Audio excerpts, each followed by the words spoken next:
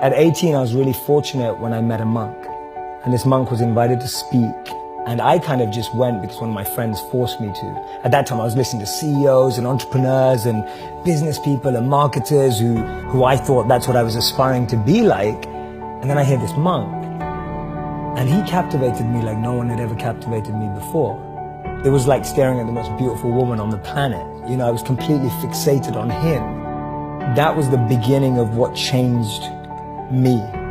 Because I went from being someone who did only want all those things to become successful and trying to, but I started hearing my own inner voice much more in all that noise that I had around me. He's given up everything that I'm chasing and that all my friends are chasing, but he seems happier than anyone I've ever met before. And he spoke about this incredible principle where he said that we should plant trees under whose shade we do not plan to sit. And he was speaking about this principle of selfless sacrifice. And that kind of just penetrated me right there. When he said the words selfless sacrifice, for the first time in my life, I felt a thrill about something that I'd never felt before. I thought, wow, giving up everything you have for the service of others sounds like the best thing you could possibly do. And I don't know why I had that thought, because I wasn't a spiritual kid growing up. I wasn't a religious kid growing up. I wasn't even a good kid growing up.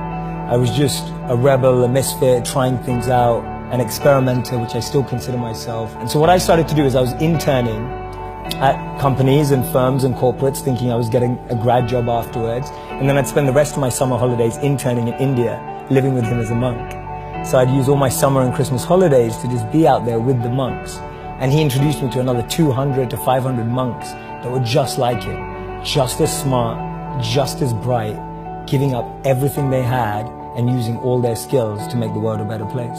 Did you already have a sense of unease that like I'm a rebel without a cause, or like what was it about that moment? And you seem very aware of yourself. Mm-hmm. So I'm hoping that some of that awareness is present then. Like what was that moment? I believe the moment was I've always had friends who are older than me. And I could see a lot of them in the most successful careers, successful jobs, beautiful partners, whatever it was. But I saw a sense of lack of fulfillment, meaning and purpose in their lives. And I've always been an observer, and I would see these people who are like 5 years older than me, 7 years older than me, maybe 10 years older than me. And I'd be watching them and go, is that the life I want? And often the advice I give to people today is fast forward where you are, look at yourself in 10, 15, 20 years time, and ask yourself the question, is that where I want to be?